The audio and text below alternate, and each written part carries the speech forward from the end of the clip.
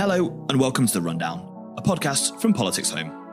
I'm your host, Alain Tolhurst, and with me to discuss the issues facing Suella Braverman and the Home Office in tackling the migrant crisis are three fantastic guests. Labour's Shadow Immigration Minister, Stephen Kinnock, Tory MP and member of the Home Affairs Select Committee, Tim Loughton, and Lucy Moreton, National Officer for the Immigration Services Union. So, starting with the kind of an overview of where we find ourselves this week, obviously the stories at the weekend about overcrowding at the Manston processing facility. There was a terrible incident with an attack with someone with petrol bombs. Suella Braverman, the Home Secretary, was accused of not signing off hotels to move people away from that facility. She had to come to the Commons this week, and she created some uproar with her comments. Tim, you've listened to evidence from inspectors who've been to Manston in your committee, and you were due to visit the site today. Instead, we know the Home Secretary will be going there now. Can you just explain what's kind of happened there and how we've got to this point, do you think? Well, Manston was a facility which was opened earlier this year to take the pressure off Dover and Tughaven, where a lot of the migrant boats were coming ashore, and it was completely inadequate. So we went to visit it, the Home Affairs Select Committee, earlier in the summer, where actually it was quite impressive. There weren't many people there. The facilities were pretty good. There were play areas for children, and actually it was fit for purpose. But within a few months, the absolute pressure of numbers coming through and the big surge we've seen in the last couple of months in particular, and that's tied up with a lot more Albanian citizens coming here, has meant that a facility which was really only designed for 1,000, 1,500 people as a processing centre to get people through in 24 hours, 48 hours tops, has become a longer term residence with up to, at one stage, I think it almost hit 4,000. That's eased off now. And it was just not built or designed for that purpose. So there's a problem with the numbers coming in. There's a problem with the lack of speed of processing people and getting them onto more sustainable, longer-term accommodation whilst their claims are being processed. And Manston is in the eye of that storm, as it were, and that's why it's hitting the news at the moment. And something urgently needs to be done. Yeah, Lucy, obviously your members work for the Border Force, and we're hearing that numbers are starting to come down. But can you explain what's been happening? And a large part of it is this accusation around the inability of the Home Office to sign off on hotel rooms to move people into. Obviously, it was a process that was happening over the course of this year, and it seemed to come to a bit of a halt. Suella Braverman has denied that she's not been signing that off. But what have your staff been saying on the ground, and what's the kind of situation that your members have been facing? Slowly, the situation with accommodation onward, be that hotels, local authority accommodation, immigration removal centres where relevant, and also prisons on occasion, that pipeline of onward accommodation has stuttered and slowed and then effectively ceased altogether some weeks ago now. Whether that was an issue with contracting, whether it was a political issue, whether it was just one of the consequences of the political instability of the last few months, we don't know. But the impact of that, the result of that has been that we can't move the numbers out of Manston that were coming into it so slowly. And as Tim rightly says, over the last few months from summer, those numbers have crept up and up. And first we had 1,000 overnight, and that was unprecedented. Then it was 2,000, then it was 3,000. And it topped out at just over 4,000 people, many of whom had been there in excess of 4 weeks. So it's not just the numbers that we're holding overnight, it's the length of time that these individuals are being held for. It was only ever designed for 24 hours max. Yes, Stephen, obviously there's been some pretty incredible reports of kind of squalid conditions. What's Labour's view of this, and why under this Home Secretary in her first short stint, and then since she's returned to the Home Office, why that has happened? Well, we're very pleased that the government and the Home Secretary particularly, when she made her statement in the chamber a few days ago, recognised many, many times and stated very, very clearly that the asylum system is broken. Of course, we've had consecutive Conservative governments for 12 years now. So as Keir Starmer, I think, rightly asked the question, well, she says the asylum system is broken. Who does she think broke it? Who does the Prime Minister think broke it? So it is broken.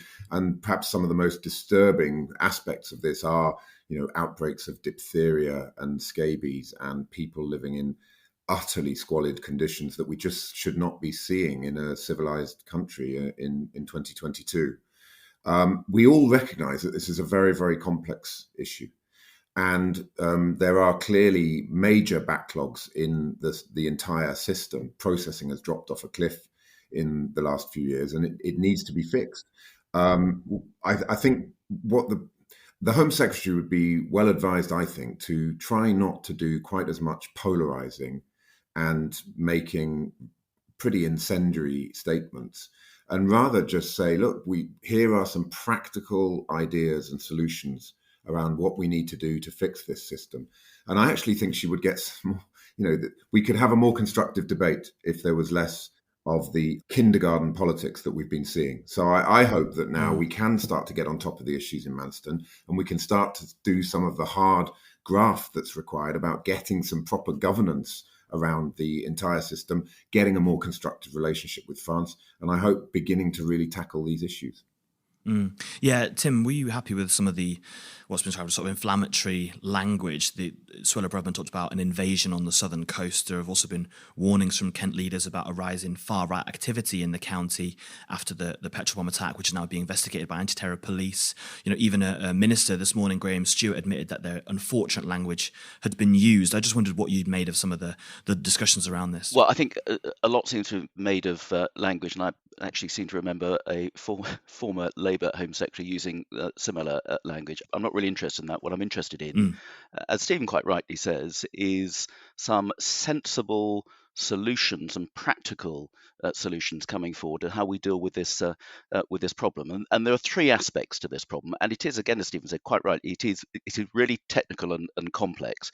And of course, many of our constituents think it's as easy as, oh, why don't you just push the boats back, or just not let them land here, or go and take them back to France.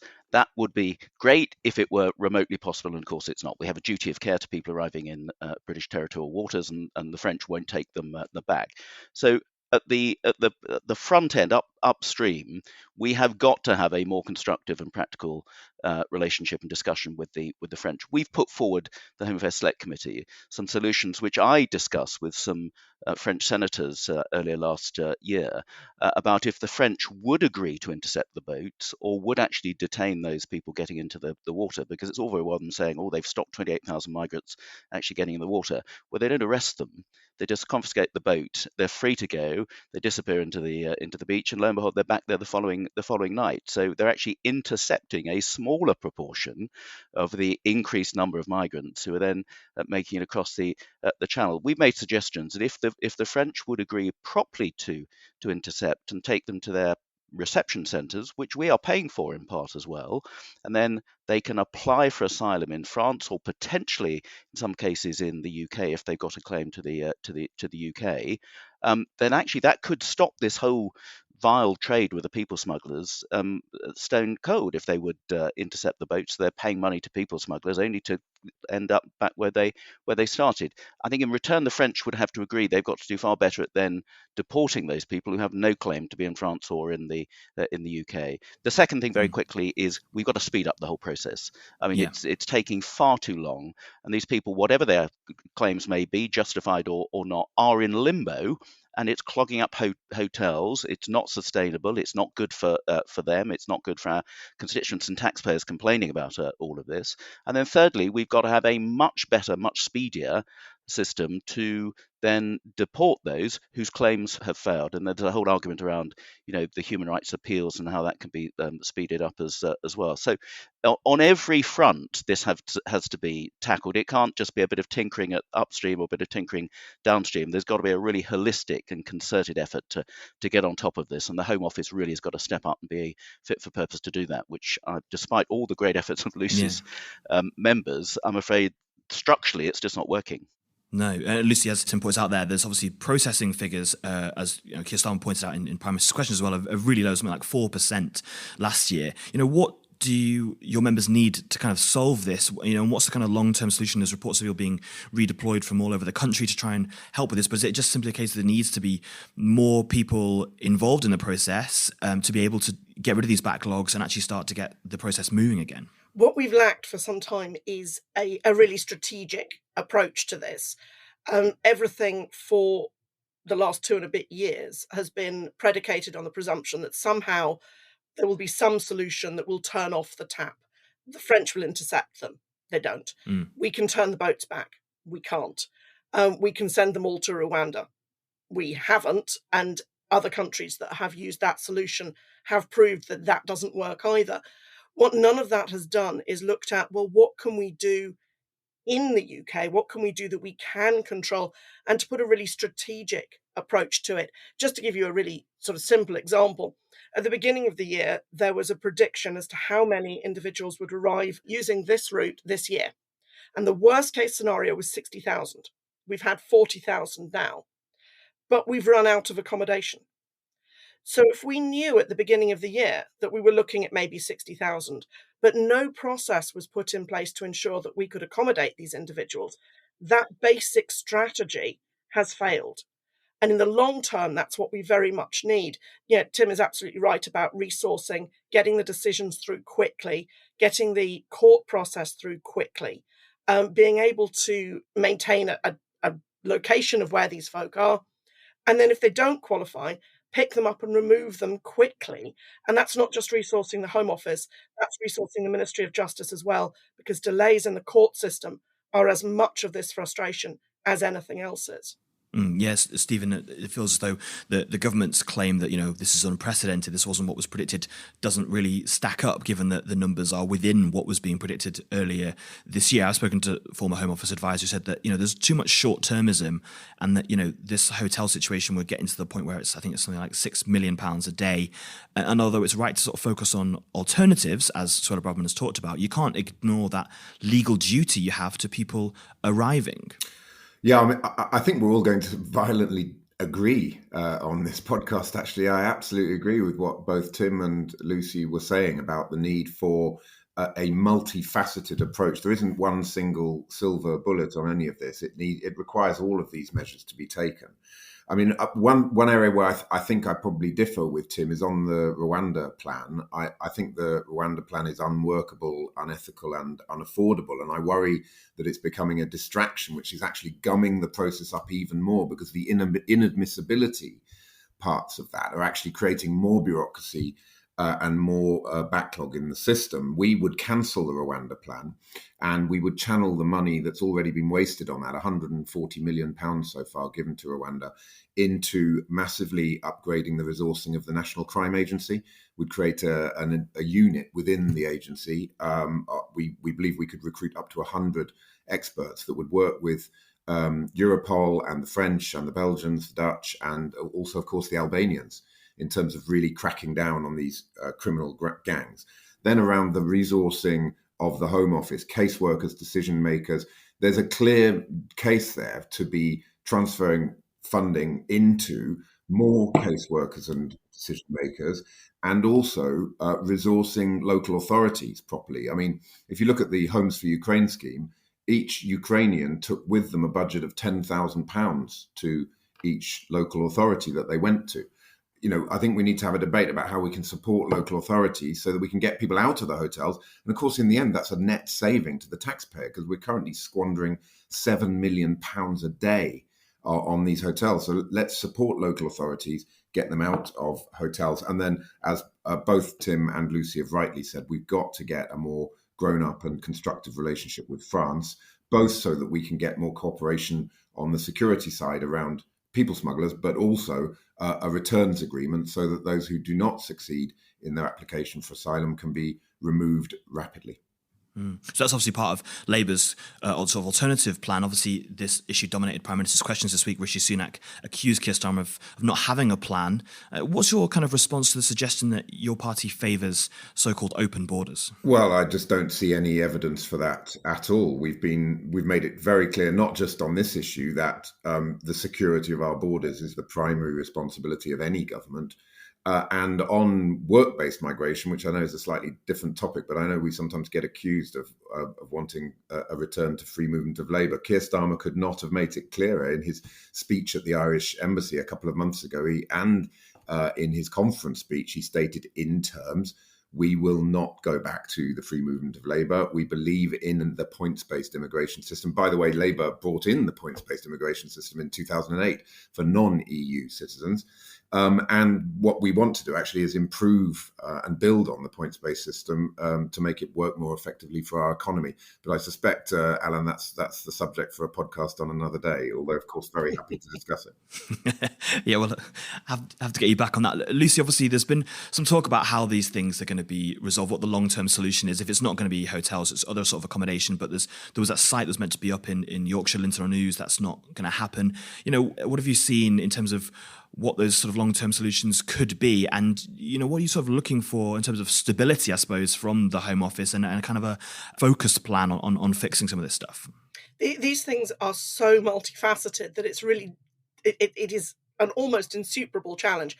If there was an easy answer to this, a Home Secretary of whichever political colour would have thought of it by now. The paper ideal would be an adequate site where we can accommodate people for a few months only, while their applications are considered and their appeals go through. And then you know where they are. They are housed, they have access to services, they have access to legal advice, everything that our international obligations give us. But we also know where they are. They're very easy, if they don't qualify, to then pick up and return to whatever country is appropriate. Certainly a returns policy, not just with France, but with wider Europe, because a lot of these individuals have come through there. But also, a fair number of them have claimed asylum there already and been unsuccessful and have travelled on. But where would you put it? This is a small island. Nobody wants that centre in their back garden. No one, quite fairly, wants to give up farmland for that. We need that for food security. There are disused bases like Manston, but understandably the local people object to the planning of it. So trying to fit the paper-based solution into our relatively small island, it is really difficult. So does that then lend itself to, well, okay, if we can't fit them into this island, can we put them somewhere else? But no country has ever made success of offshoring its asylum process. No. Actually, yeah, I was going to come on to that. Obviously, we've got the Daily Express front page today. It's sort of that usual pattern of suggesting countries to partner with on deportations, only to see that country reject the idea out of hand. The Rwanda plan still looking unlikely to ever happen. Tim, what do you favour this kind of offshore plan? And if so, how is any government going to get it off the ground? Well, it's not easy, and the Rwanda plan is by no means ideal.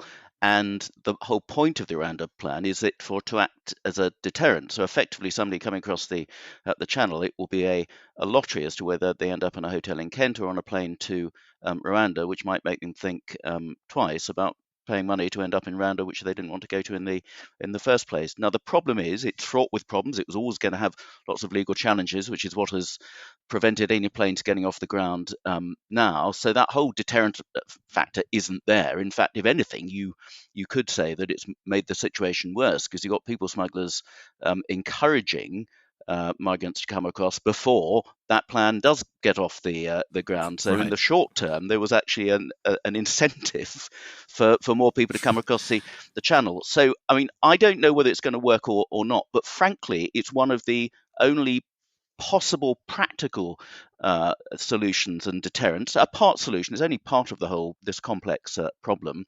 And until we actually get clearance for planes to take off and the message clearly gets out that this is now an option that it could affect people, it's not going to have that deterrent factor. Stephen, quite rightly, has said their party is against it. That's not helpful. That's adding, I think, to the feeling, though, it's never going to happen. Therefore, let's get across the channel as soon as possible. I want to see it happen. And if not with Rwanda, there are other potential countries where some of the human rights criticisms would not necessarily apply. But it is just one part of a really complex problem.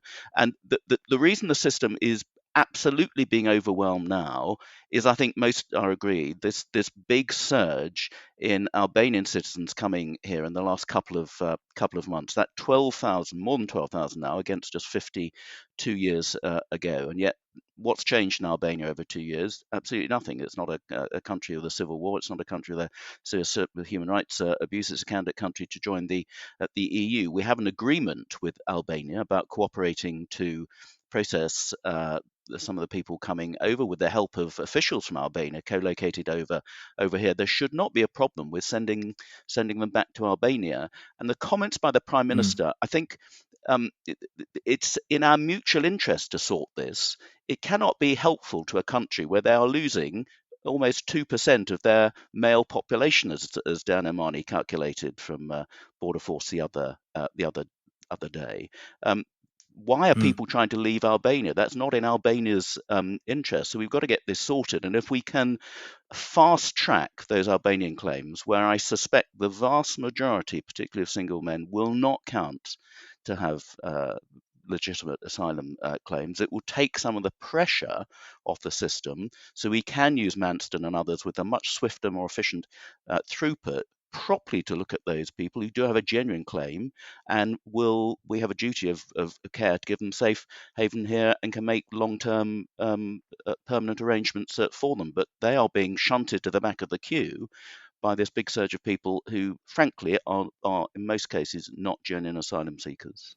Yeah, just to follow up on the pressure I reported yesterday on lots of council leaders in Kent being really frustrated with them feel that they're being disproportionately affected by this with all the stuff. And you're an MP just along the coast in West Sussex. Can you sort of understand that frustration? And do you think that there does need to be, a use of the rest of the country to deal with some of these problems rather than blaming it all on Kent or leaving it all to Kent to deal with? Kent has been on the front line for years. I mean, they've been on the front line of safeguarding children for years because they've been a repository, I'm afraid, of a lot of London boroughs placing kids, not just migrant kids, but other children in the care system in Kent disproportionately. The impact that has on Kent's children's social services, on Kent schools, has been huge. And they're in the front line, obviously, of people coming across the channel. First of all, when it was coming in lorries or on Eurostar, and now coming across in dinghies. So Kent is completely overwhelmed and are doing an incredible job in really, really challenging circumstances. So we have a displacement scheme so that many other local authorities are now taking some of the people coming across, and they need to. But the huge pressure on hotels in Kent now coming across the border into East Sussex and West Sussex, we're seeing a lot of our hotels are being snapped up. That's having an impact on our economy, on our tourist economy, and everything else as well. So Kent is taking the brunt of it, but this is something where we need a national solution, something that is sustainable and that permanently looks after those people who really do have a genuine claim to be here, that we welcome and want to be able to look after safely, and can rapidly transit out those people who are, frankly, in some cases, gaming the system. Yeah, Stephen, the Manston numbers do seem to be coming down now, but there's a clear tension between Suella Braverman and your opposite number, the Immigration Minister, Robert Jenrick. Do you think, she's still got the security issues hanging over her? Do you think that Braverman should be able to stay in that position? Is she the right person to be able to try and deal with these problems? Well, would be very worrying if the relationship between Suella Braverman and her security services, particularly MI5, were to break down because they felt they were not able to trust her to keep confidential information confidential. Yeah.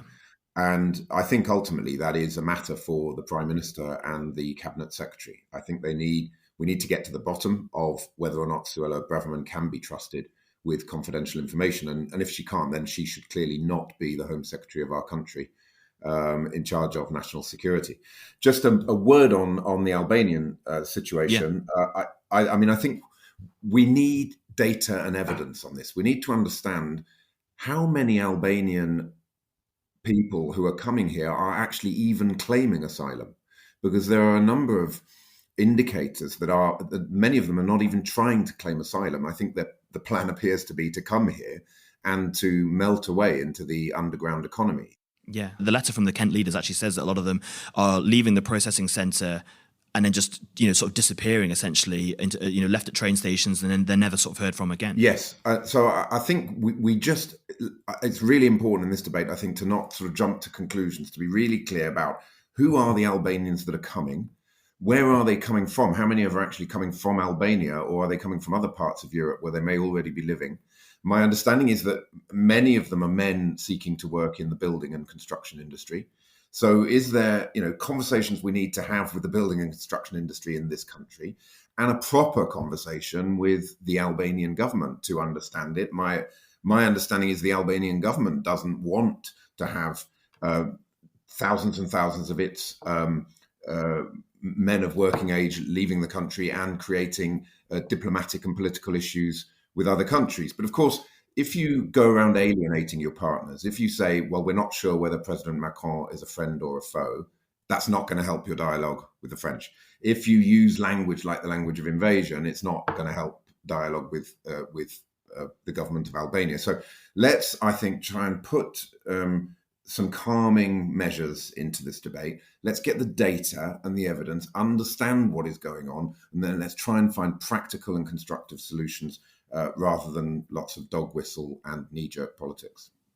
Finally, Lucy, there's sort of further issues at Manston happening already. We're seeing a judicial review has been lodged. There were reports over the week that migrants are being moved on but left stranded at Victoria Station. What needs to happen in the short term? We talked a lot about long-term solutions. What needs to happen in the short term? And what's kind of morale like, amongst your members at the moment trying to deal with these kind of problems? The conditions on the site and the temperature, if you like, of the site, the emotional temperature of the site, it has improved since people have started to move off. So, there is a little bit of light at the end of the tunnel. But migrants are deeply frustrated. They are very bored. They don't have anything to do. And that leads to them arguing amongst themselves. The staff are then being used to try to restore public order, which is not what they are trained for at all. They are not detention custody officers, public order officers, or riot control. It's really frightening for everyone.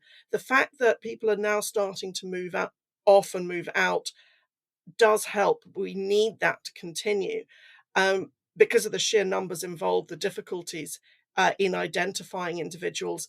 We've got to take a lot more care that we're putting the right people on the right buses and heading in the right directions, identifying people and continuing that identification throughout a very long and very chaotic process has always been a challenge. And migrant A identified on the boat is not necessarily the same migrant A when they arrive at Manston, who may not be the same migrant A when they arrive at the hotel. And of course, that just feeds the problem of, as Stephen said, of people just vanishing. And it's in some ways in their interests to do so, because if you claim asylum and you get fingerprinted, right, short of doing yourself some damage, we are going to know who you are every time you get fingerprinted after that. Interesting. Just finally, Tim, there's a talk of a kind of a resurgence, perhaps, of a UKIP style party if the situation isn't fixed. As a Conservative, what are your kind of thoughts on that? It's the sort of issue that UKIP and some of the fringe split off parties from that always love to jump on that bandwagon. It's not helpful. I think Stephen is right. We need to have a calm and rational and balanced approach to this. This is all about finding solutions rather than whipping up vigilante action. As there's a real risk of that happening if we're not careful. And that lone bomb attack, which fortunately didn't harm anybody, but we don't want anything further like that getting out of hand. So I think we all need to work on this together, because it's a problem that is not helping anybody, and it's not helping other European countries as well, which is why I just don't understand why we've not been able to have a more constructive joint approach with the French when it's in their mutual interest if we can stop large surges of people heading for the North French coast, because the problems that is creating over around Calais. I mean, all the MPs around the Calais area are pulling their hair out because it's causing huge problems for them as well. So coming up with some constructive solutions, of which I put one or two forward that our committee has investigated, is in everybody's interest, and the same sort of arrangement with Albania as well. The last thing we need is for people taking the law into their own hands, which is why people have got to see that this is being dealt with. There are solutions, and we're not throwing more and more taxpayers' money at hotel accommodation when we've all got loads of constituents been waiting on housing waiting lists for ages and are getting more and more neglected. So that's the fear that it will whip up that resentment. And yet we have a duty of care, have always been generous in that duty of care, and my constituents are happy with that duty of care to genuine asylum seekers fleeing from danger and persecution, and that does not appear to be the case for the many Albanians at the moment. That's all we've got time for this week, but you can read all the latest on the big stories from Westminster at PoliticsHome.com. And keep right up to date by subscribing to our 7-day-a-week newsletters by clicking on the link in the top right-hand corner of the website. Thanks to my fantastic guests, Stephen Kinnock, Tim Loughton and Lucy Moreton, and our editor was Laura Silver. Thanks to you all again for listening. Please subscribe wherever you get your podcasts and leave us a review. If you want to get in touch, then reach out to us on Twitter at PoliticsHome or email us via news@politicshome.com. But for now, I've been Alain Tolhurst, and this has been The Rundown.